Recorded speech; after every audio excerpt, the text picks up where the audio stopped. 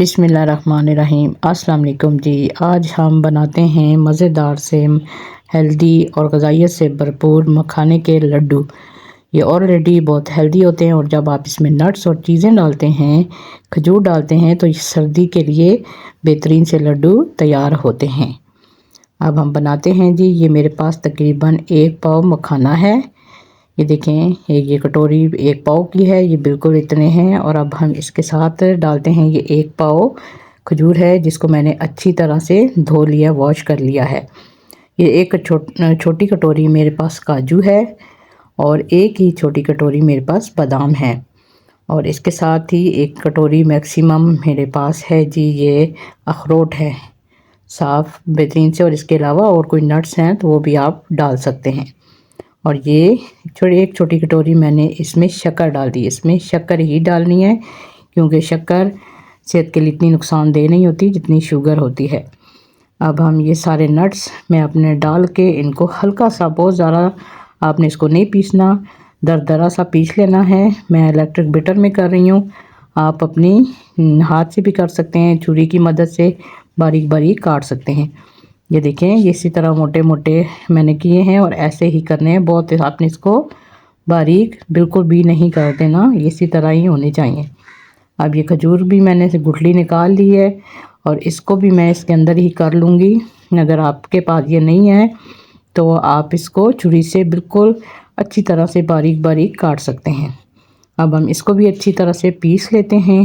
और ये देखें, पीसने के बाद ये ऐसी हो चुकी है। और ये भी हम इसको अब इसको निकाल लेते हैं। ये देखें, इनकी कितनी अच्छी सी क्रशिंग हुई है। आप इसको छुरी, चाकू, कांटे हर चीज़ से बिल्कुल ऐसा बना सकते हैं।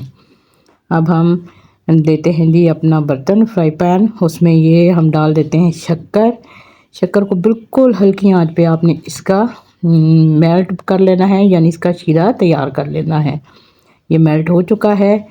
अब हम इसमें डालते हैं घी। देसी घी हो जाए तो ये तो और ही अच्छी बात है। घी डालना है इसमें, आपने ऑयल बिल्कुल भी नहीं डालना। अब इसको भी हल्की आंच पे हमने अच्छी तरह से मेल्ट कर लेना है। ये देखें कितना अच्छी लोक आई है। अब हम इसमें डाल देते हैं अपने मखाने। आंच को आपने बिल्कुल लो रखना है, क्योंकि ये जलने बिल्कुल भी नहीं चाहिए। अच्छी तरह से जब इनकी कोटिंग हो जाए, क्योंकि ये फीके होते हैं, ये कोटिंग होने के बाद ऐसी शक्ल आ गई है। अब हम इसमें डालते हैं खजूर और इस खजूर को भी अच्छी तरह से हम इसमें मेल्ट कर लेते हैं, यानी मिक्स हो कर लेते हैं। और ये देखें, थोड़ी देर बाद ही कितनी अच्छी ये खजूर हमारी मिक्स हो चुकी है मखानों के अंदर। और अब हम ये अपने जो नट्स तैयार किए थे ये डाल देते हैं। बिल्कुल आसान और मज़ेदार सी रेसिपी है, हेल्दी और उससे भरपूर है। अब हल्की आंच पे हम इसको अच्छी तरह से मिक्स कर लेते हैं कि सारे हमारे ड्राई फ्रूट भी इसमें अच्छी तरह से मिक्स हो जाए। ये देखें, सारा लो टू मीडियम आंच पर ये हमने करना है। और अब ये हो चुका है। अब हम इसको अपने एक बर्तन में निकालते हैं। और ये अभी बहुत गर्म है, थोड़ा सा हल्का सा ठंडा हो जाए। बिल्कुल ठंडा आपने नहीं करना, नीम गर्म रखना है, क्योंकि जब ये बहुत ठंडा हो जाएगा तो फिर आपको लड्डू बनाने में मसला होगा। शुगर थोड़ी सी सख्त हो जाती है, फिर ये लड्डू नहीं बनेंगे। ये हल्के हल्के से नीम गर्म है, तो अब हम इसके लड्डू बना लेते हैं।